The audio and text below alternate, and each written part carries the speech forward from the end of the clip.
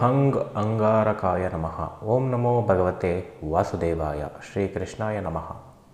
ನಮಸ್ತೆ ವೀಕ್ಷಕರೇ, ಇವತ್ತು 8ನೇ ಮನೆ ಬಗ್ಗೆ ಮಾತಾಡೋಣ.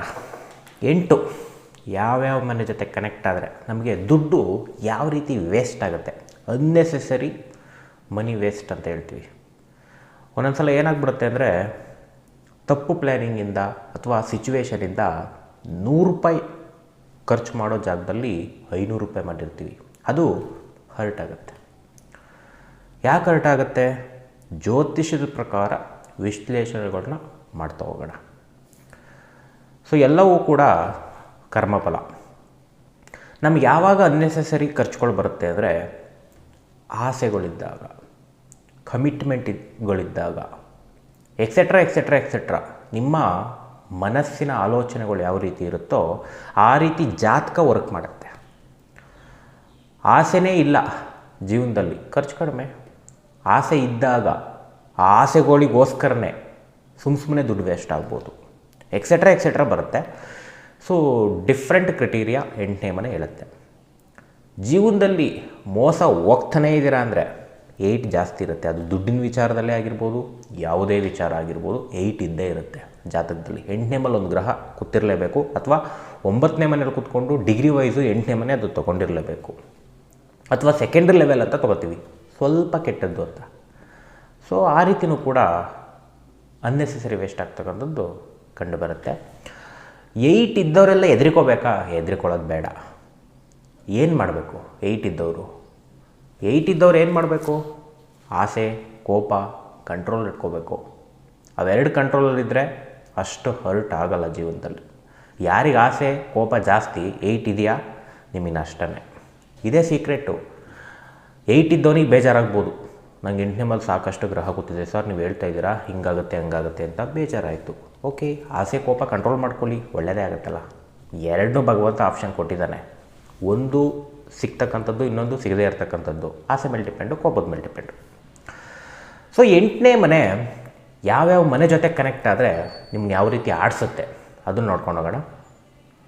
8ನೇ ಅಧಿಪತಿ ಯಾರು ಅಂತ ನೋಡ್ಕೊಳ್ಳಿ. ಎಕ್ಸಾಂಪಲ್, ಮೇಷ ಲಗ್ನಕ್ಕೆ 8ನೇ ಅಧಿಪತಿ ಕುಜ. ಎಕ್ಸಾಂಪಲ್, ಕರ್ಕಾಟಕ ಲಗ್ನಕ್ಕೆ 8ನೇ ಅಧಿಪತಿ ಶನಿ. ಎಕ್ಸಾಂಪಲ್, ಧನುರ್ ಲಗ್ನಕ್ಕೆ 8ನೇ ಅಧಿಪತಿ ಚಂದ್ರ. ಸೊ ಇವರು ನಿಮ್ಮ ಲಗ್ನಕ್ಕೆ ಯಾವುದ್ಯಾವ್ದು 8ನೇ ಮನೆ ನೋಡ್ಕೊಳ್ಳಿ. ಆ ಗ್ರಹ ಯಾವ ಮನೆ ಜೊತೆ ಕನೆಕ್ಷನ್ ಇದೆ ಇಂಪಾರ್ಟೆಂಟ್ ಆಗುತ್ತೆ. 8ನೇ ಅಧಿಪತಿ ಲಗ್ನದಲ್ಲಿ ಕೂತರೆ ಅಂದರೆ ಡಿಗ್ರಿ ವೈಸು ಕನೆಕ್ಟ್ ಆಗಿರಬೇಕು. 8ನೇ ಅಧಿಪತಿ ಲಗ್ನ ಅಂದರೆ ಸೆಲ್ಫ್ ಅಂತ ಕರಿತೀವಿ, 1ನೇ ಮನೆ ಅಂತ ಕರಿತೀವಿ. 1 ಅಂದರೆ ಆ ಮನುಷ್ಯ, ಆ ವ್ಯಕ್ತಿಯ ವ್ಯಕ್ತಿತ್ವ ಹಾಗೂ ದೇಹದ ರಚನೆ ಅಂತ ಕರಿತೀವಿ. ತನಗೋಸ್ಕರ ಖರ್ಚು ಮಾಡ್ಕೊಳ್ತಕ್ಕಂಥದ್ದು, ಅನ್ನೆಸೆಸರಿ ವೇಸ್ಟ್ ಮಾಡ್ಕೊಳ್ತಕ್ಕಂಥದ್ದು ಜೀವನದಲ್ಲಿ ತೋರಿಸುತ್ತೆ. ಎಲ್ಲವೂ ಸೆಲ್ಫಾಗೆ ಖರ್ಚು ಮಾಡಿ ಕಳೀತಕ್ಕಂಥದ್ದು ದುಡ್ಡನ್ನ. ಸಿಕ್ಕಾಬಟ್ಟೆ ಮೋಸ ಹೋಗ್ತಕ್ಕಂಥದ್ದು ಜೀವನದಲ್ಲಿ, ತಾನಾಗೇ ಗುಂಡಿಗೆ ಬಿದ್ದು. ಯಾಕೆಂದರೆ 1 ಅಂದರೆ ತಾನು, 8 ಅಂದರೆ ಗುಂಡಿಗೆ ಬೀಳೋದು. ತಾನಾಗೆ ಯಾರಿಗೆ ಅಯ್ಯೋ ಪಾಪ ಅಂತ ಕಷ್ಟಕ್ಕೆ ದುಡ್ಡು ಕೊಡೋದು, ಅವರು ವಾಪಸ್ ಕೊಡೋದೇ ಇಲ್ಲ. ತಾನಾಗೆ ಯಾವುದಕ್ಕೂ ಇನ್ವೆಸ್ಟ್ಮೆಂಟ್ ಮಾಡೋದು, ಪ್ಲ್ಯಾನಿಂಗೇ ಇಲ್ಲ ಅದ್ರ ಬಗ್ಗೆ, ಕಳ್ಕೊಳ್ಳೋದು. ತಾನಾಗೆ ನೆಗೆಟಿವ್ ಮೈಂಡ್ ಸೆಟ್ ಆಗೋದು, ನನ್ನ ಬಗ್ಗೆ ಹಂಗೆ ಅನ್ಕೋತಾರೆ, ಹಿಂಗೆ ಮೇಂಟೈನ್ ಮಾಡಬೇಕು ಅಂತ ಅಷ್ಟು ದುಡ್ಡನ್ನ ಕಳ್ಕೊಳ್ತಕ್ಕಂಥದ್ದು 1-8 ಕಾಂಬಿನೇಷನ್ ಅಂತ ಕರಿತೀವಿ. ಅದನ್ನೇ 8ನೇ ಅಧಿಪತಿ ಲಗ್ನದಲ್ಲಿದ್ದರೆ ಅದು ದಶಾಭುಕ್ತಿಗಳಲ್ಲಿ ಬರಬೇಕು ವೀಕ್ಷಕರೇ. ನನಗೆ 8ನೇ ಅಧಿಪತಿ ಲಗ್ನದಲ್ಲಿದೆ ಸರ್, ನೀವು ಹೇಳಿದ್ದು ಅಪ್ಲನೇ ಆಗಲಿಲ್ಲ, ದಶಾಭುಕ್ತಿನೆಲ್ಲ ಗ್ರಹ ಬಂದಿರಲ್ಲ. ಸಾಕಷ್ಟು ಗ್ರಹಗಳಲ್ಲಿ ನಡೀತಾ ಇದ್ದರೆ ಅಪ್ಲೈ ಆಗಲೇಬೇಕು. This is rule. ಯಾಕೆಂದರೆ ಜ್ಯೋತಿಷ್ಯ ಶಾಸ್ತ್ರನ ಕರೆಕ್ಟಾಗಿ ಅರ್ಥ ಮಾಡ್ಕೋಬೇಕು. ಇವತ್ತು ತಪ್ಪಾಗಿ ಅರ್ಥ ಮಾಡ್ಕೋತಾರೆ ಸೋಷಿಯಲ್ ಮೀಡಿಯಾದಲ್ಲಿ. ಅದು ಸುಳ್ಳು, ಇದು ಸುಳ್ಳಂತೆ. ಯಾರಿಗೂ ಜ್ಯೋತಿಷ್ಯ ಹೇಳಕ್ಕೆ ಬಂದರೆ ತಾನೆ, ಅದಕ್ಕೆ ಸುಳ್ಳು ಅಂತ ಹಬ್ಬಿಸ್ಕೊಳ್ಳೋದು, ಅಥವಾ ಜ್ಯೋತಿಷ್ಯಗಳು ಸರಿ ಇಲ್ಲ, ಏನು ಮಾಡೋಕ್ಕಾಗಲ್ಲ. ಕರೆಕ್ಟಾಗಿ ಅರ್ಥ ಮಾಡ್ಕೋಬೇಕು. 8ನೇ ಅಧಿಪತಿ ಲಗ್ನದಲ್ಲಿದ್ದರೆ ತುಂಬ ಸೀಕ್ರೆಟ್ ಮಾಡ್ತಾರೆ. ಕಳ್ಕೊಂಡಿರೋದು ಸೀಕ್ರೆಟ್. ನಾನು ಇಷ್ಟು ದುಡ್ಡು ಕಳ್ಕೊಂಡೆ ಅಂತ ಹೇಳೋದೇ ಇಲ್ಲ ಅವರು. ತುಂಬ ಮೇಂಟೈನ್ ಮಾಡಿಬಿಡ್ತಾರೆ, ಯಾಕೆಂದರೆ ಅವಮಾನ ಆಗುತ್ತಲ್ಲ. ಸೊ ಈ ರೀತಿ ಡಿಪ್ರೆಷನ್ನ ಕೊಟ್ಟು ಆ ವ್ಯಕ್ತಿಗೆ ಸೆಲ್ಫ್ ಕಾನ್ಫಿಡೆನ್ಸ್ ಅಂತ ಹೇಳ್ತೀವಿ, ತುಂಬ ಕಡಿಮೆ ಮಾಡಿಬಿಡುತ್ತೆ 8ನೇ ಅಧಿಪತಿ ಲಗ್ನದಲ್ಲಿದ್ದರೆ. ಯಾವಾಗ ಮೋಸ ಹೋದಾಗ, ಯಾವಾಗ ತಾನೇ ಹೋಗಿ ಗುಂಡಿಲ್ ಬಿದ್ದಾಗ, ಸೊ ಹಿಂಸೆ ಆಗ್ತಕ್ಕಂಥದ್ದು 8ನೇ ಅಧಿಪತಿ ಲಗ್ನದಲ್ಲಿದ್ದರೆ. 8ನೇ ಅಧಿಪತಿ ಲಗ್ನದಲ್ಲಿದ್ದರೆ ಕಾಯಿಲೆಗಳನ್ನ ಕೊಡ್ತಕ್ಕಂಥದ್ದು. ಅದರಲ್ಲಿ ಹೆಚ್ಚಾಗಿ ಡಿಪ್ರೆಷನ್ನೇ, ಹೆವಿ ಡಿಪ್ರೆಷನ್ನೇ. ಹೇಳಿದ್ನಲ್ಲ, ಆಸೆ ಕೋಪ ಕಂಟ್ರೋಲ್ ಇದೆಯಾ ನಿಮಗೆ? ಅಷ್ಟು ಇದೇನೋ ತಾಕಲ್ಲ ಇಲ್ವಾ? ಬರುತ್ತೆ. ಸೊ ಹಂಗೆ ನಿಮ್ಮ ಆಲೋಚನೆ ಮೇಲೆ ಡಿಪೆಂಡ್ ಮಾಡ್ತಕ್ಕಂಥದ್ದು ಭಗವಂತ. 8ನೇ ಅಧಿಪತಿ 2ನೇ ಮನೇಲಿ ಕನೆಕ್ಷನ್ ಆದರೆ, ಅಂದರೆ 2ನೇ ಮನೇಲಿ ಕೂತ್ರೆ ಡಿಗ್ರಿ ವೈಸ್ ಕೂಡ ತೊಗೊಂಡಿರಬೇಕು. 3ನೇ ಮನೇಲಿ ಕೂತಿದೆ ಸರ್, ಡಿಗ್ರಿ ವೈಸ್ 2 ತೊಗೊಂಡಿದೆ, ಕನೆಕ್ಟ್ ಆಗುತ್ತೆ. 2 ಅಂದರೆ ಫ್ಯಾಮಿಲಿ ಅಂತ ಕರಿತೀವಿ. ಫ್ಯಾಮಿಲಿಗೋಸ್ಕರ ದುಡ್ಡನ್ನ ಸುರಿಯೋದು ವೇಸ್ಟ್ ಮಾಡ್ತಕ್ಕಂಥದ್ದು. ನಮ್ಮ ಫ್ಯಾಮಿಲಿಯವರೆಲ್ಲ ಸಖತ್ತಾಗಿರಬೇಕು ಅಂತ ತಂದು ಹಾಕೋದು ಎಲ್ಲರಿಗೂ. ಅವರು ಮಾಡೋದನ್ನೇ ಮಾಡ್ತಾರೆ ನಿಮಗೆ ಒಂದಲ್ಲ ಒಂದು ಟೈಮಲ್ಲಿ. ಮೋಸ ಮಾಡ್ತಾರೆ ಅಂತ ಹೇಳ್ತಾ ಇಲ್ಲ, ನಿಮ್ಮ ಕರ್ಮಫಲ ಕೆಟ್ಟರೆ ಎಂಥವರು ದುಶ್ಮನೆ. ಸೊ ಹಾಗೆ ಫ್ಯಾಮಿಲಿಗೋಸ್ಕರ ಏನೇನು ಬೇಕೋ ಎಲ್ಲ ಮಾಡ್ತಕ್ಕಂಥದ್ದು, ದುಡ್ಡನ್ನ ವೇಸ್ಟ್ ಮಾಡ್ತಕ್ಕಂಥದ್ದು. ಮನೆ ಕಟ್ಟೋಕ್ಕೆ ನೀವೇ ದುಡ್ಡು ಹಾಕ್ಬೋದು. ಅಣ್ಣ ಇದ್ದಾನೆ, ತಮ್ಮ ಇದ್ದಾನೆ, ಅವನು ಹಾಕ್ತಾಯಿಲ್ಲ, ನೀವೇ ಹಾಕಿ ಕಟ್ಬೋದು. ಸೊ ಎಲ್ಲ ವಿಚಾರದಲ್ಲೂ ಜವಾಬ್ದಾರಿ ನೀವು ತೊಗೋಬೋದು. ಅಲ್ಲಿ ಕೆಲವೊಂದು ವಿಚಾರ ಏನಾಗ್ಬಿಡುತ್ತೆ ಅಂದರೆ ಅನ್ನೆಸೆಸರಿ ದುಡ್ಡು ವೇಸ್ಟ್ ಆಗ್ತಿರುತ್ತೆ. ಎಲ್ಲ ನಾನೇ ಮಾಡಬೇಕಾ, ನೋಡು ಅಣ್ಣ ಬರಲಿಲ್ಲ, ಇವನು ತಮ್ಮ ಬರಲಿಲ್ಲ, ಅಕ್ಕ ಬರಲಿಲ್ಲ, ಎಲ್ಲ ನಾನೇ ಮಾಡಿದೆ ಫ್ಯಾಮಿಲಿಗೋಸ್ಕರ ಅಂತ ಬರುತ್ತಲ್ಲ. 8ನೇ ಅಧಿಪತಿ 2ರಲ್ಲಿ ಕೂತ್ಕೊಂಡ್ರೆ ಕುಟುಂಬಕ್ಕಾಗಿ ತುಂಬ ಖರ್ಚು ಮಾಡ್ತಾರೆ. ಕೆಲವೊಂದು ಅನ್ನೆಸೆಸರಿ ವೇಸ್ಟ್ ಆಗಿ ಹರ್ಟ್ ಆಗುತ್ತೆ. 8ನೇ ಮನೆ ಅಂದರೆ ಹರ್ಟ್, ಮೈಂಡಲ್ಲಿ ಇಟ್ಕೊಂಬಿಡಿ. ಅದು ಕನೆಕ್ಷನ್ ಹೇಳ್ತಾ ಇದ್ದೀನಿ ಅಷ್ಟೇ, ಫ್ಯಾಮಿಲಿಯಿಂದ ಹರ್ಟ್. ತುಂಬ ಜನಕ್ಕೆ ಫ್ಯಾಮಿಲೀಸಲ್ಲೇ ರಿಲೇಟಿವ್ಸು ಅಲ್ಲಿ ಇಲ್ಲಿ ಕೊಟ್ಟು ದುಡ್ಡು ಹಾಳು ಮಾಡ್ಕೊಳ್ತಕ್ಕಂಥದ್ದು 8ನೇ ಅಧಿಪತಿ 2ರಲ್ಲಿದ್ದರೆ. ತುಂಬ ಜನಕ್ಕೆ ನಮ್ಮ ದೊಡ್ಡಪ್ಪನ ಮಗ, ಚಿಕ್ಕಪ್ಪನ ಮಗ, ಚಿಕ್ಕಮ್ಮನ ಮಗ, ನೆಕ್ಸ್ಟ್ ಕೊಡೋದೇ ಇಲ್ಲ ಅವರು. ಏಕೆಂದರೆ ಕುಟುಂಬಸ್ಥರು, ನಮ್ಮ ರಿಲೇಟಿವ್ ಅಪ್ಪ, ಕೊಟ್ಟು ಕಳ್ಕೊಳ್ಳೋದು, ಕೊನೆಗೆ ಅವರಿಂದನೇ ಮೋಸ ಹೋಗೋದು. ಹರ್ಟ್ ಆಗುತ್ತೆ, ತುಂಬಾ ಹರ್ಟ್ ಆಗುತ್ತೆ. ತುಂಬ ಕೂಡಿಟ್ಟಿರ್ತೀರ ದುಡ್ಡನ್ನ ಬ್ಯಾಂಕಲ್ಲಿ, ಆ ಕುಟುಂಬಕ್ಕೋಸ್ಕರನೇ ಒಂದಲ್ಲ ಒಂದು ಟೈಮಲ್ಲಿ ಎಲ್ಲನೂ ಬಿಚ್ಚಿಡಬೇಕಾಗತ್ತೆ. ಏಕೆಂದರೆ 2 ಅಂದರೆ ಕೂಡಿಡ್ತಕ್ಕಂಥ ಮನೆ, 8 ತಗ್ಗಿಸ್ತಕ್ಕಂಥ ಮನೆ, ಎಲ್ಲನೂ ವೇಸ್ಟ್ ಮಾಡ್ಸಾಕ್ಬಿಡುತ್ತೆ. ಸಿಕ್ಕಾಪಟ್ಟೆ ದುಡ್ಡು ಕೂಡ ಬರ್ಬೋದು. 8 ಬರೀ ಬ್ಯಾಡಲ್ಲ, ಗುಡ್ಡು ಇದೆ, ಆದರೆ ಆ ವೇಸ್ಟ್ ಆಫ್ ಮನಿನ ಹೆಚ್ಚು ಮಾಡ್ತಕ್ಕಂಥದ್ದು. ನೆಕ್ಸ್ಟ್ ಹಾಗೆ ಈ ಒಡವೆಗಳು ಅಂತ ಕರಿತೀವಿ, ಮೈ ಮೇಲಾಗ್ತಕ್ಕಂಥ ಒಡವೆಗಳು. ಹೆಂಗಸರಾದರೆ ಸಿಕ್ಕಾಪಟ್ಟೆ ಇನ್ವೆಸ್ಟ್ಮೆಂಟು 8ನೇ ಅಧಿಪತಿ 2ರಲ್ಲಿದ್ದರೆ ಹೆವಿ. ಇಷ್ಟು ಗ್ರಾಮ್ ಸಾಕು ಅಂತ ಇರುತ್ತೆ ಒಬ್ಬ ಮನುಷ್ಯಂಗೆ ಹಾಕೊಳ್ಳೋಕ್ಕೆ, ಡಬಲ್ ಮಾಡಿಸ್ಕೊಳ್ಳೋದು. ಅಂದರೆ ವೇಸ್ಟ್ ಮಾಡ್ತಕ್ಕಂಥದ್ದು, ಅಥವಾ ಕಾಸ್ಟ್ಲಿಗೆ ಹೋಗ್ತಕ್ಕಂಥದ್ದು, ಸುಮ್ಮನೆ ವೇಸ್ಟ್ ಮಾಡ್ತಕ್ಕಂಥದ್ದು, ಅಥವಾ ಎಲ್ಲೋ ಹ್ಯಾಮರ್ತಕ್ಕಂಥದ್ದು ಒಡವೆ ವಿಚಾರದಲ್ಲಿ. ಒಡವೆ ತಂದುಬಿಡೋದು, ಅಥವಾ ಯಾರಿಗೋ ಏನಕ್ಕೋ ಕೊಟ್ಬಿಡೋದು, ಅಥವಾ ದುಡ್ಡು, ಬಡ್ಡಿಗೆ ದುಡ್ಡು ಅಂತಾರಲ್ಲ, ಅದನ್ನು ಕೊಟ್ಟು ಕಳ್ಕೊಳ್ತಕ್ಕಂಥದ್ದು 8ನೇ ಅಧಿಪತಿ 2. ನೆಕ್ಸ್ಟ್ ಹಾಗೆ 8ನೇ ಅಧಿಪತಿ 3ರಲ್ಲಿದ್ದರೆ ಡಿಗ್ರಿ ವೈಸು ಕೂಡ ತೊಗೊಂಡಿರಬೇಕು. 8ನೇ ಅಧಿಪತಿ 3 ಅಂದರೆ ಒಡ ಹುಟ್ಟಿದವರು. ಜೀವನದಲ್ಲಿ ಸಾಕಷ್ಟು ಗ್ರಹಗಳಲ್ಲಿ ಇದು ರನ್ ಆಗಿಬಿಟ್ರೆ ಒಡ ಹುಟ್ಟಿದವರಿಗೋಸ್ಕರ ದುಡ್ಡು ತುಂಬ ಖರ್ಚು ಮಾಡ್ತಾರೆ. ಒಂದು ಮದುವೆ ಮಾಡೋದನ್ನ ವಹಿಸ್ಕೋಬೋದು, ಅಥವಾ ಅವ್ರಿಗೋಸ್ಕರನೇ ಜೀವನದಲ್ಲಿ ದುಡಿದು ಕೊಡ್ಬೋದು. ಸ್ವಲ್ಪ ಅಲ್ಲಿ ಅನ್ನೆಸೆಸರಿ ವೇಸ್ಟ್ ಆಗ್ತಕ್ಕಂಥದ್ದು ಕಂಡು ಬರುತ್ತೆ. ಸೊ 3ನೇ ಮನೆ ನೇಬರ್ಸ್ ಅಂತ ಹೇಳ್ತೀವಿ, ಅಕ್ಕಪಕ್ಕದವರು ಹಂಗೆ ಹಿಂಗೆ ಅಂತ ಎಲ್ಲ ಕರೀತಾರೆ. 3ನೇ ಮನೆನ ಅಲ್ಲಿ ದುಡ್ಡು ಕೊಟ್ಟು ವೇಸ್ಟ್ ಮಾಡ್ಕೊಳ್ತಕ್ಕಂಥದ್ದು. ಯಾವುದೋ ಒಂದು ವಿಚಾರದಲ್ಲಿ, ಚೀಟಿ ವಿಚಾರದಲ್ಲೋ ಮತ್ತೊಂದು ವಿಚಾರದಲ್ಲೋ ಅಕ್ಕಪಕ್ಕದವರ ಒಡನಾಟದಿಂದ ಜೀವನದಲ್ಲಿ ಸ್ವಲ್ಪ ಹಾಳಾಗ್ತಕ್ಕಂಥದ್ದು ನಿಮ್ಮ ದುಡ್ಡು ಅಥವಾ ನೀವು, ಎರಡೂ ತೋರಿಸುತ್ತೆ. ತುಂಬ ಕೇರ್ಫುಲ್ಲಾಗಿರಬೇಕು. 3ನೇ ಮನೆ 8ನೇ ಮನೆಗೆ 8ನೇ ಮನೆಯೇ ಅದು ಕೂಡ ಅತಿ ಹೆಚ್ಚು ಟೆನ್ಷನ್ ಕೊಟ್ಟು ನಿಮಗೆ ಮಾನಸಿಕ ಡಿಪ್ರೆಷನ್ಗೆ ತಳ್ಳುತ್ತೆ. ಹೈಯೆಸ್ಟ್ ಡಿಪ್ರೆಷನ್ ಯಾರಾಗ್ತಾರೆ ಅಂದರೆ 8ನೇ ಅಧಿಪತಿ 3ರಲ್ಲಿ ಕೂತ್ರೆ. ವಿಪರೀತ ಡಿಪ್ರೆಷನ್ನು ಗೊತ್ತಿರುತ್ತೆ ಎಷ್ಟು ಜನಕ್ಕೆ 3ನೇ ಮನೆ ಕೂತ್ಕೊಂಡ್ರೆ ಹೆಂಗಿರುತ್ತೆ ಅಂತ. ಆದರೆ ಅದು ದಶಾಭುಕ್ತಿನಲ್ಲಿ ಪಾಸ್ ಆಗಬೇಕು, ಇಲ್ಲಾಂದರೆ ಅದು ಕೌಂಟ್ ಆಗೋಲ್ಲ. ಜ್ಯೋತಿಷ್ಯ ಇರೋದೇ ಹಿಂಗೆ. ಯಾಕಂದ್ರೆ 12 ಮನೆ ಇರೋದು, 12 ಮನೆದು ಒಂದೊಂದು ಗ್ರಹ ಒಂದೊಂದು ಫಲ ಇದ್ದೇ ಇರ್ತಕ್ಕಂಥದ್ದು. ಯಾವುದೂ ಅಂತ ತೊಗೋತೀರಾ ದಶಾಭುಕ್ತಿನಲ್ಲಿ ಬಂದಾಗ. ಸೊ 3ನೇ ಮನೆನ ನಾವು ಮೀಡಿಯಾ ಅಂತ ಕರಿತೀವಿ. ಎಷ್ಟೋ ಜನ ಇನ್ವೆಸ್ಟ್ಮೆಂಟ್ ಮಾಡ್ತಾರೆ ಮೀಡಿಯಾದಲ್ಲಿ ಹೋಗ್ಬಿಟ್ಟು ಕೈ ಸುಟ್ಕೋತಾರೆ. ಬರೀ 8ನೇ ಅಧಿಪತಿ 3ರಲ್ಲಿದ್ದರೆ ಮಾತ್ರ. ಅದ್ರ ಜೊತೆ ದಶಾಭುಕ್ತಿನವರು 11 ಬಂತ ಸಕ್ಸಸ್ ಆಗುತ್ತೆ. 11 ಬಂದಿಲ್ಲ ಅಂದರೆ ಮೀಡಿಯಾಕ್ಕೆ ಇನ್ವೆಸ್ಟ್ಮೆಂಟು ಅಥವಾ ಒಂದು ಬರವಣಿಗೆ ವಿಚಾರದಲ್ಲಿ ಲಾಸ್ ಆಗ್ತಕ್ಕಂಥದ್ದು, ಅಲ್ಲೆಲ್ಲೋ ವೇಸ್ಟ್ ಮಾಡ್ತಕ್ಕಂಥದ್ದು, ದುಡ್ಡು ಹೋಗ್ತಾನೇ ಇರುತ್ತೆ. ಯಾವುದೋ ಒಂದು ಫಂಕ್ಷನ್ಗೋಸ್ಕರ ಖರ್ಚು ಮಾಡ್ತಕ್ಕಂಥದ್ದು. ಸೊ ಪ್ರತಿಯೊಂದು ಕೂಡ ಅಲ್ಲಿ ಮಾತುಕತೆಗೆ ವೇಸ್ಟ್ ಮಾಡ್ತಕ್ಕಂಥದ್ದು, ಬರವಣಿಗೆ ವೇಸ್ಟ್ ಮಾಡ್ತಕ್ಕಂಥದ್ದು, ಕಮಿಷನ್ಗೋಸ್ಕರ ವೇಸ್ಟ್ ಮಾಡ್ತಕ್ಕಂಥದ್ದು. ಎಷ್ಟೋ ಜನ ಕಮಿಷನ್ ಕೊಡ್ತೀರಾ, ವೇಸ್ಟ್ ಮಾಡ್ಕೋತೀರಾ ದುಡ್ಡನ್ನ. ತುಂಬ ಹುಷಾರಾಗಿರಬೇಕು. 3ನೇ ಮನೆ ಡಿಪ್ರೆಷನ್ ಕೊಡ್ತಕ್ಕಂಥದ್ದು. ತುಂಬ ಗೊತ್ತಿರೋರಿಗೆ ತುಂಬ ಚೆನ್ನಾಗಿ ದುಡ್ಡು ಕೊಡ್ತೀರಾ. ಇವ್ರು ನನಗೆ ಹಳೇ ಫ್ರೆಂಡು ಅಂತ ಎಂಟನೇಧಿಪತಿ 3ರಲ್ಲಿದ್ದರೆ ಹಳೆಯ ಫ್ರೆಂಡು 3ನೇ ಮನೆ ಕೊಟ್ಟರೆ ಅವ್ರು ನಿಮಗೆ ಕಣ್ಣಿಗೆ ಕಾಣ್ದಂಗೆ ಓಡೋಗ್ತಾರೆ, ಫೋನು ಕೂಡ ಎತ್ತಲ್ಲ. ಆ ರೀತಿ 3ನೇ ಮನೆ ಸ್ಟ್ರಗಲಿಂಗ್ ಕೊಡ್ತಕ್ಕಂಥದ್ದು, ಡಿಪ್ರೆಷನ್, ಅನ್ನೆಸೆಸರಿ ವೇಸ್ಟ್ ಮಾಡ್ತಕ್ಕಂಥದ್ದನ್ನ ಹೆಚ್ಚು ತೋರಿಸುತ್ತೆ. ನೆಕ್ಸ್ಟ್ ಹಾಗೆ 8ನೇ ಅಧಿಪತಿ 4ನೇ ಮನೇಲಿ ಕೂತ್ಕೊಂಡ್ರೆ ಮನೆ 4 ಅಂದರೆ ಮನೆ ಕಟ್ತಾರೆ, ಆದರೆ ದುಡ್ಡು ವೇಸ್ಟ್ ಮಾಡ್ಕೊಂಡು ಕಟ್ತಾರೆ. ಎಷ್ಟು ಬಜೆಟ್ ಇದೆ, ಬಜೆಟ್ ಜಾಸ್ತಿನೇ ಇರಲಿ ನಿಮ್ಮ ಹತ್ರ, ಸುಮ್ಮನೆ ಎಕ್ಸ್ಟ್ರಾ ಮಾಡಿಸೋದು ಅಂತಾರಲ್ಲ, ಆ ಥರ ವೇಸ್ಟ್ ಮಾಡ್ಕೊಳ್ತಕ್ಕಂಥದ್ದು ಕಂಡುಬರುತ್ತೆ. ತುಂಬ ಸೈಟ್ ತೊಗೊಳ್ಳೋದು, ನನ್ನ ಹತ್ರ ದುಡ್ಡಿದೆ, ಹಾಕನ ಸೈಟ್ಗೆ ಅಂತ ಅಲ್ಲೆಲ್ಲೋ ನಿಮಗೆ ಸಮಸ್ಯೆ ತಗೊಳಕೊಳ್ತಕ್ಕಂಥದ್ದು ಕಂಡುಬರುತ್ತೆ. ಏಕೆಂದರೆ 8 ಅಂದರೆ ಸಮಸ್ಯೆ. 4ನೇ ಮನೆ, ಪ್ರಾಪರ್ಟಿ, ವೆಹಿಕಲ್, ಯಾವುದಾದ್ರೂ ಒಂದು ವಿಚಾರದಲ್ಲಿ ಇನ್ವೆಸ್ಟ್ಮೆಂಟ್ ಮಾಡಿ ಅಲ್ಲೆಲ್ಲೋ ಒಂದು ಕಡೆ ನೀವು ಸಮಸ್ಯೆ ತಗೋತೀರಾ. ವೆಹಿಕಲ್ ಬೇಕಾ, ಒಂದಲ್ಲ 2 ತಗೋತೀರಾ, ಆದರೆ ಸಮಸ್ಯೆಗಳು ಬರುತ್ತೆ.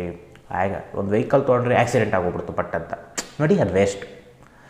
20 ಲಕ್ಷದ ಕಾರ್ ತಗೊಂಡು, 50 ಲಕ್ಷದ ಕಾರ್ ತಗೊಂಡು, 10 ಲಕ್ಷದ ಕಾರ್ ತಗೊಂಡು ಎಷ್ಟಾದರೂ ತೊಗೊಂಡಿರಿ, ಆಕ್ಸಿಡೆಂಟ್ ಆದರೆ ಆ ವ್ಯಾಲ್ಯೂ ಹೊಂಟೋಯ್ತು, ಅಲ್ಲಿ ಡ್ಯಾಮೇಜ್ ಆಗ್ತಕ್ಕಂಥದ್ದು ಕಂಡುಬರುತ್ತೆ.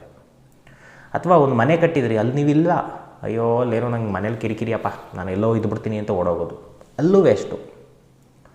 ಪ್ರಾಪರ್ಟಿ, ದುಡ್ಡು ಜಾಸ್ತಿ ರೇಟ್ ಹೇಳಿದರು, ಇನ್ನೇನು ಮಾಡೋದು, ತೊಗೊಳ್ಳೋದು, ಅಲ್ಲೂ ಅನ್ನೆಸೆಸರಿ ವೇಸ್ಟು.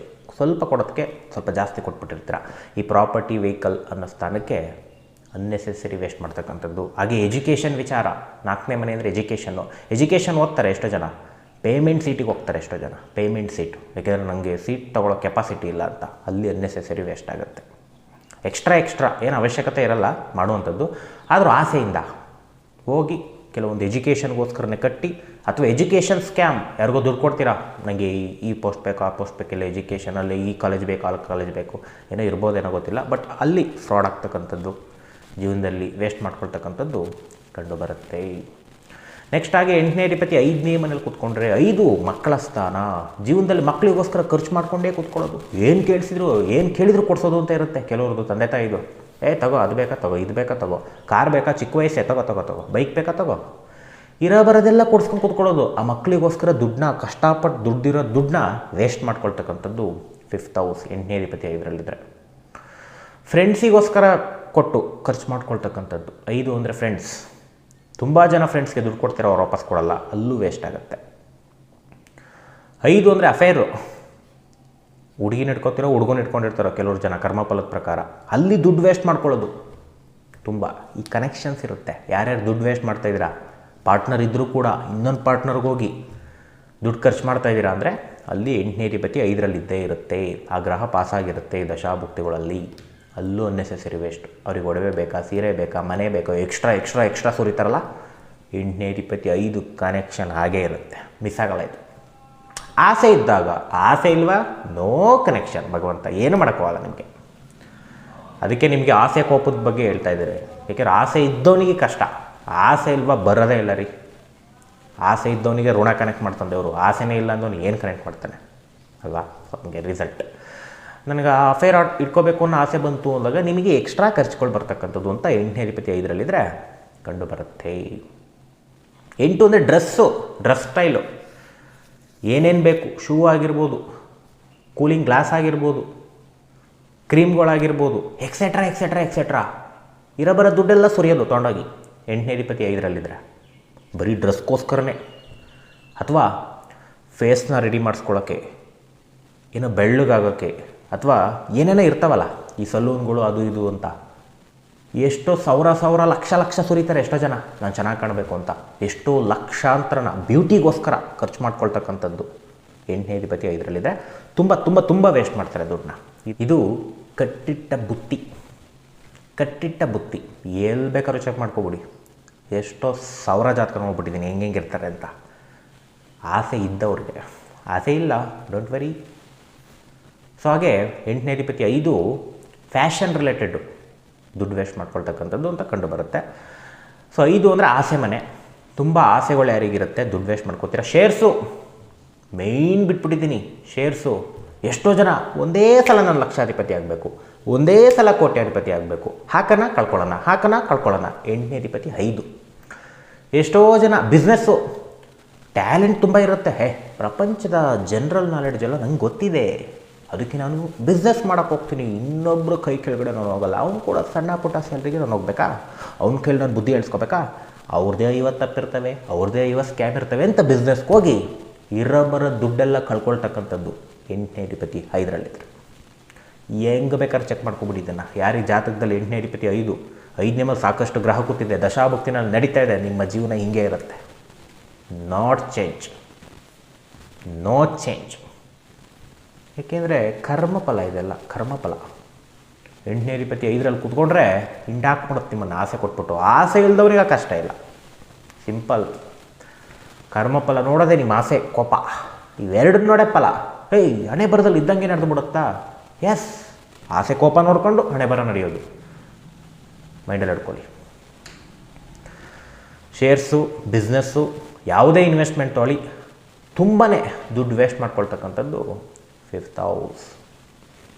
ನೆಕ್ಸ್ಟ್ 8ನೇ ಅಧಿಪತಿ 6ರಲ್ಲಿದ್ದರೆ ವೃತ್ತಿಗೋಸ್ಕರ ದುಡ್ಡು ಹಾಳು ಮಾಡ್ಕೋತಾರೆ. ನಂಗೆ ಈ ವೃತ್ತಿ ಬೇಕು, ಗೌರ್ಮೆಂಟ್ ಜಾಬ್ ಬೇಕು, ಇದು ಬೇಕು, ಅದು ಬೇಕು ಅಂತ ಹೋಗಿ ದುಡ್ಡು ಕೊಟ್ಟು ಹಾಳು ಮಾಡ್ಕೊಳ್ತಕ್ಕಂಥದ್ದು, ಅನ್ನೆಸೆಸರಿ ವೇಸ್ಟ್ ಮಾಡ್ಕೊಳ್ತಕ್ಕಂಥದ್ದು 8ನೇ ಅಧಿಪತಿ 6ರಲ್ಲಿದ್ದರೆ. ಗೌರ್ಮೆಂಟ್ ಜಾಬ್ ಸಿಕ್ತು ಅಂದ್ಕೊಳ್ಳೋಣ, ಎಷ್ಟೋ ಲಕ್ಷ ಕೊಟ್ಟಿರ್ತೀರ, ಇನ್ನೊಬ್ರಿಗೆ ಎಷ್ಟೋ ಲಕ್ಷ ಕೊಟ್ಟಿದ್ದೀರಾ ಅಂದರೆ ನೀವು ಅನ್ಯಾಯ ಮಾಡಿಕೊಂಡೇ ದುಡಿಬೇಕು. ಆ ಗೌರ್ಮೆಂಟಲ್ಲಿ ಇನ್ನೊಬ್ರಿಗೆ ಮೋಸ ಮಾಡೇ ಲಂಚ ತೊಗೊಂಡೇ ನೀವು ದುಡಿಬೇಕು. ಏನು ನ್ಯಾಯವಾಗಿ ದುಡಿದ್ರೆ ನಿಮ್ಮ ಕೊಟ್ಟಿರೋ ದುಡ್ಡೆಲ್ಲ ವಾಪಸ್ ಬರುತ್ತಾ? ಎಷ್ಟೋ ವರ್ಷ ಬೇಕು ನೀವು ನ್ಯಾಯವಾಗಿ ದುಡಿದ್ರೆ ತೊಗೊಳಕ್ಕೆ.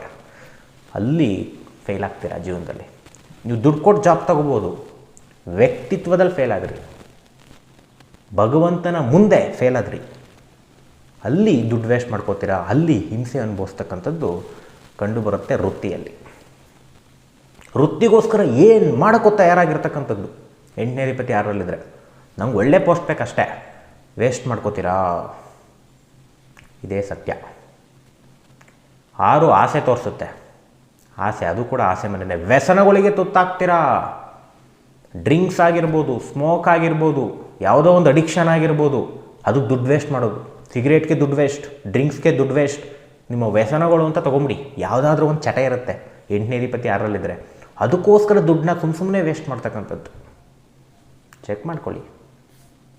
8ನೇ ಅಧಿಪತಿ 6ರಲ್ಲಿದ್ದರೆ ಕಾಯಿಲೆಗೆ ದುಡ್ಡು ವೇಸ್ಟ್ ಮಾಡೋದು. ಅಯ್ಯೋ ಕಾಯಿಲೆ ಸಣ್ಣ ಪುಟ್ಟದ್ದು ಯಾವುದೋ ಬಂತು, ಅಯ್ಯೋ ನಂಗೆ ದೊಡ್ಡ ಕಾಯಿಲೆ ಬಂದುಬಿಟ್ರೆ, ಅಯ್ಯೋ ಏನಪ್ಪ ಇದು ಕಾಯಿಲೆ ಹಿಂಗೆ ಬರ್ತಾಯಿದೆ ನನಗೆ, ಇದು ಹೋಗುತ್ತೋ ಇಲ್ವೋ ಅಂತ ದುಡ್ಡು ಸುರಿದು ಆ ಡಾಕ್ಟ್ರಿಗೆ ತೋರಿಸೋಣ, ಈ ಡಾಕ್ಟ್ರಿಗೆ ತೋರಿಸೋಣ, ಆ ಮೆಡಿಸಿನ್ ತೊಗೊಳ್ಳೋಣ, ಇರಬರ ಮೆಡಿಸಿನ್ ತೊಗೊಳ್ಳೋಣ, ದುಡ್ಡೆಲ್ಲ ವೇಸ್ಟ್ ಮಾಡೋಣ. ಆ ಕಾಯಿಲೆ ನಿಮಗೆ ನೆಗೆಟಿವಿಟಿ ಕೊಡುತ್ತೆ. ಸಣ್ಣ ಕಾಯಿಲೆ ಬಂದಿರುತ್ತೆ, ದೊಡ್ಡದಾಗಿ ಬಿಂಬಿಸ್ಕೊಳ್ಳೋದು, ದುಡ್ಡು ವೇಸ್ಟ್ ಮಾಡೋದು. ಹೆಂಗಿದೆ ಕರ್ಮಫಲ, ಚೆಕ್ ಮಾಡ್ಕೊಳ್ಳಿ. ಪಕ್ಕಾ ಇರುತ್ತೆ ರಿಸಲ್ಟು. ನೀವು ಹುಡಿಕೊಂಡು ತಡ್ಕಾಡ್ಕೊಂಡು ಜಾತಕದಲ್ಲಿ ನೋಡಿದ್ರೆ ಹಿಂಗೆ ಇರುತ್ತೆ. ಬಟ್ ದಶಾಭುಕ್ತಿಗಳಲ್ಲಿ ಈ ಗ್ರಹ ಪಾಸಾಗಿರಬೇಕು. ಪಾಸಾಗಿಲ್ಲ ನಿಮ್ಗೆ ಅಪ್ಲೈ ಆಗಲ್ಲ. So that is secret. 8ನೇ ಅಧಿಪತಿ 6ರಲ್ಲಿದ್ದರೆ ಸಾಲ ಮಾಡೋದು. ಕೆಲವು ಜನ ಶೋಕಿ ಮಾಡೋಕ್ಕೆ ಲೋನ್ ಮಾಡೋದು. ನಂಗೆ ಕಾರ್ ಬೇಕು, ತಗೋ ಲೋನು, ಮನೆ ಬೇಕು, ತಗೋ ಲೋನು, ಮೇಂಟೈನ್ ಮಾಡಬೇಕು ಜೀವನದಲ್ಲಿ, ಒಳ್ಳೆ ಡ್ರೆಸ್ ಹಾಕ್ಕೊಂಡು ಮಾಡು ಸಾಲ ಮಾಡೋದು ತಪ್ಪಲ್ಲ. ನಾವೇನು ದುಡಿತೀವಿ 40% ಅಂತ ಹೇಳಿದ್ದಾರೆ ಶಾಸ್ತ್ರದಲ್ಲಿ, ಅದ್ರ ಮೇಲೂ ಮಾಡ್ತಾರೆ 8ನೇ ಅಧಿಪತಿ 6ರಲ್ಲಿದ್ದರೆ. ಸಾರು ಒಳ್ಳೊಳ್ಳೆ ಮನೆ ಕಟ್ತೆ, ಕಾರ್ ತೊಗೊಂಡೆ, ಸಾಲ ತೀರ್ಸೋಕ್ಕಾಗ್ತಾಯಿಲ್ಲ ಸರ್, ಅನ್ನೆಸೆಸರಿ ರಿಸ್ಕ್ ತೊಗೊಳ್ತಕ್ಕಂಥದ್ದು 8ನೇ ಅಧಿಪತಿ 6ರಲ್ಲಿದ್ದರೆ. ಲೋನ್ಗೋಸ್ಕರ ಯಾರಾದರೂ ಒದ್ದಾಡ್ತಾ ಇದ್ದಾರೆ ಜೀವನದಲ್ಲಿ, ಮೋಸ ಹೋದ್ರಿ, ಅಲ್ಲಿ ಕಟ್ಟಿ, ಆನ್ಲೈನ್ ಫ್ರಾಡ್ಸ್, ನಾನು ಆನ್ಲೈನಲ್ಲಿ ದುಡ್ಡು ಕಳ್ಕೊಂಡೆ ಲೋನ್ ತಗೊಂಡು ನನಗೆ ಟಾರ್ಚರ್ ಬರ್ತಾಯಿದೆ, ಹಿಂಸೆ ಮಾಡ್ತಾಯಿದ್ದಾರೆ, ಬ್ಲ್ಯಾಕ್ ಮೇಲ್ ಮಾಡ್ತಾಯಿದ್ದಾರೆ 8ನೇ ಅಧಿಪತಿ 6ರಲ್ಲಿದ್ದರೆ. ಯಾಕಾದರೂ ತಗಲಾಕೊಂಡೆ ಅನಿಸ್ಬೇಕು, ಹಾಗೆ ನಿಮಗೆ ಸಿಗಾಕ್ಸ್ಬಿಡುತ್ತೆ ಕರ್ಮಫಲ 8ನೇ ಅಧಿಪತಿ 6ರಲ್ಲಿದ್ದರೆ. ಯಾವಾಗ? ಆಸೆಗಳಿದ್ದಾಗ. ಆಸೆ ಇಲ್ವಾ, ಈ ಕಷ್ಟನೇ ಇಲ್ಲ ನಿಮಗೆ. ದೇವ್ರು ಕೊಟ್ಟಾಗ ನಾನು ಬದುಕ್ತೀನಿ ಅಂತ ಸ್ವಲ್ಪ ಫಿಕ್ಸ್ ಆದರೆ ಆ ಲೋನಿಗೆ ನೀವು ಹೋಗಲ್ಲ. ಆಸೆ ಇದ್ದಾಗ ಲೋನ್ಗೆ ಹೋಗ್ಬಿಡ್ತೀರಾ, ತೊಗೊಳ್ಳೇಬೇಕು ಸಮಸ್ಯೆ. That is secret.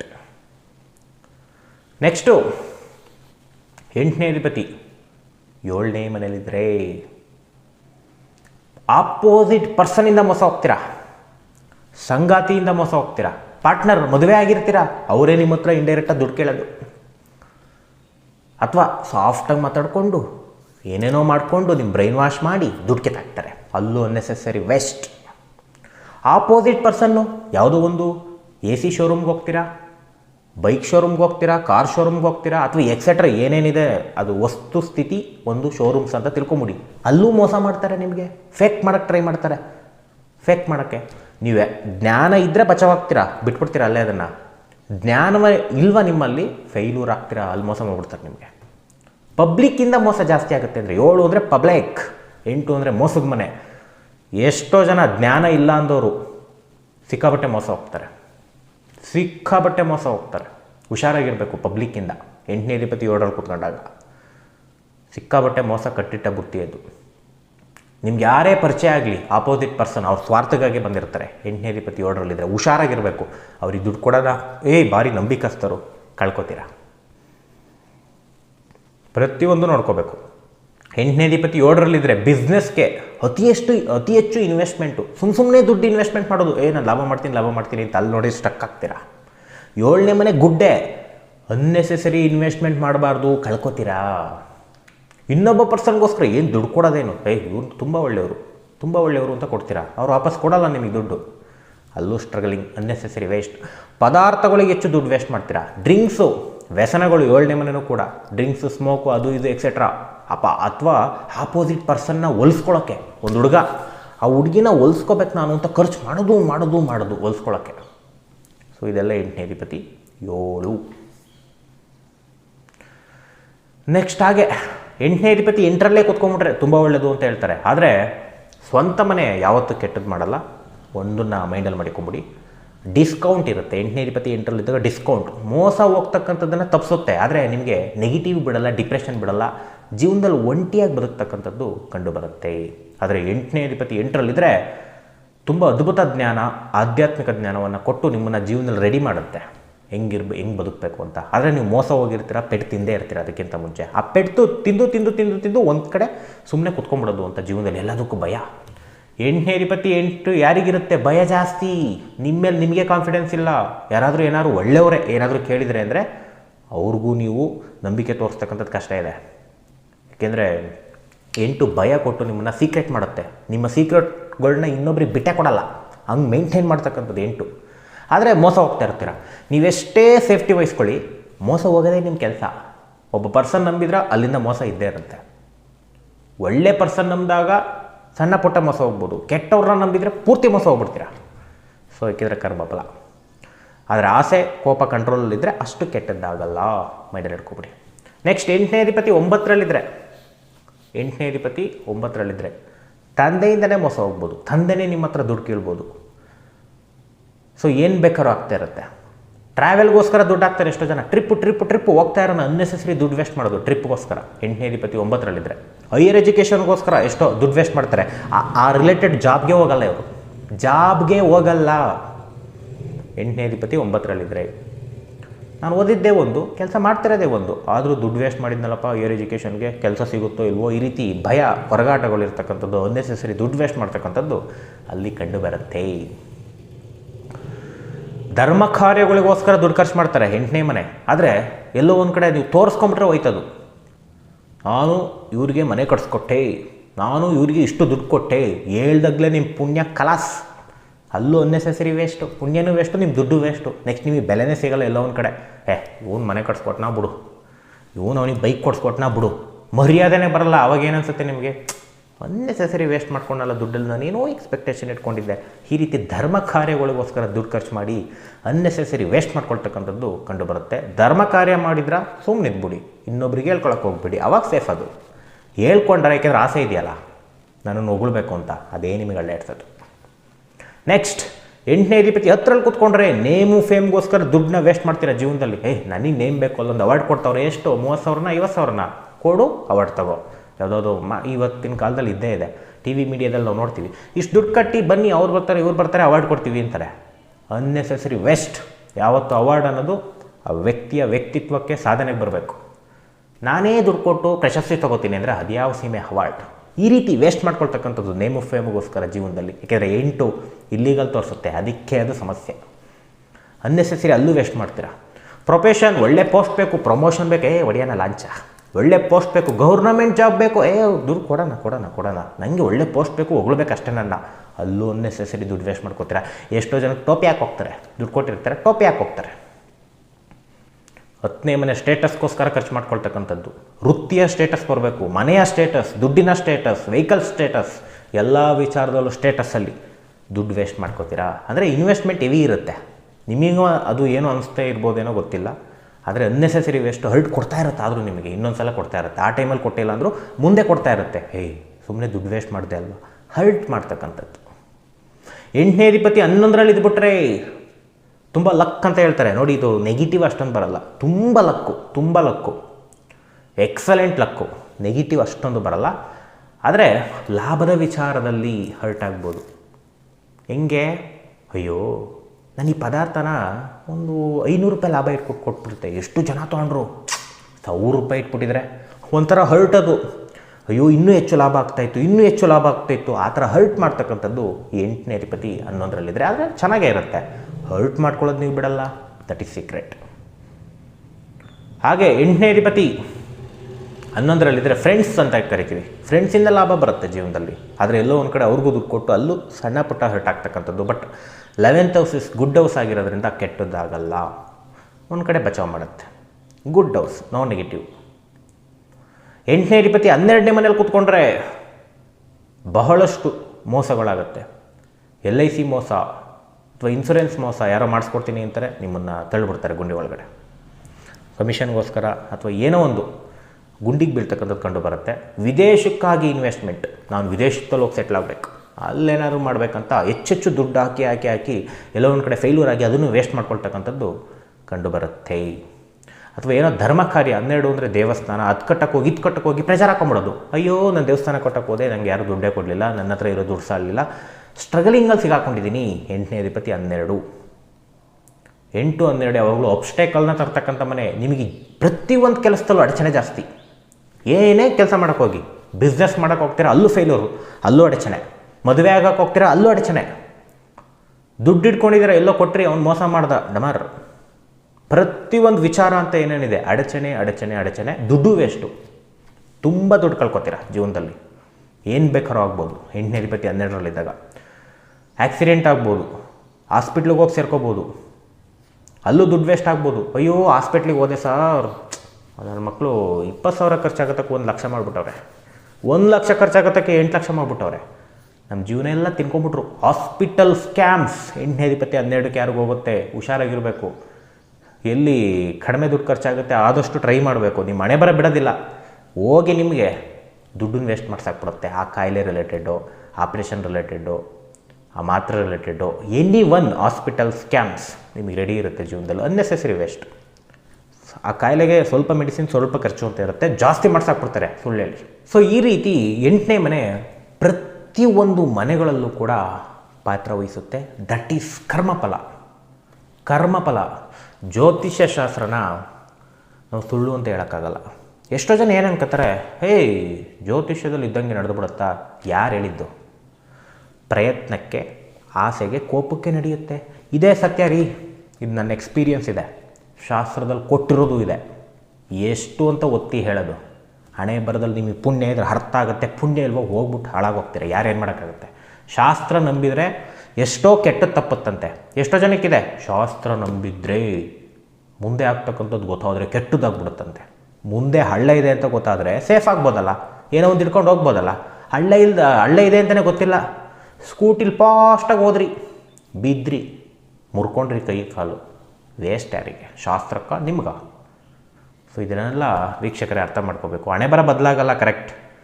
ನಮ್ಮ ಜ್ಞಾನದಿಂದ, ಆಲೋಚನೆಗಳಿಂದ ಸ್ವಲ್ಪನಾದರೂ ಆ ಕೆಟ್ಟದನ್ನು ಕಡಿಮೆ ಮಾಡ್ಕೋಬೋದು, ಒಳ್ಳೆಯದನ್ನು ಜಾಸ್ತಿ ಮಾಡ್ಕೋಬೋದು. ಪ್ಲ್ಯಾನಿಂಗ್ ಚೆನ್ನಾಗಿದ್ದರೆ ಅಷ್ಟೊಂದು ಕೆಟ್ಟದ್ದಾಗಲ್ಲ, ಇದೇ ಸತ್ಯ. ಮೈಂಡಲ್ಲಿ ಇಟ್ಕೊಂಬಿಡಿ. ಓಕೆ, ಇಷ್ಟನ್ನು ಹೇಳಕ್ಕೆ ಬಯಸ್ತೀನಿ. ಇನ್ನೂ ಸಾಕಷ್ಟು ವಿಚಾರ ಬರುತ್ತೆ. ಇದೆಲ್ಲ ಸಿಂಪಲ್ ಸಿಕ್ಕಾಬಟ್ಟೆ ಬರುತ್ತೆ ಶಾಸ್ತ್ರದ್ದು. ಓಕೆ, ಎಲ್ಲರಿಗೂ ಒಳ್ಳೆಯದಾಗಲಿ. ಶ್ರೀ ಕೃಷ್ಣಾರ್ಪಣಮಸ್ತು.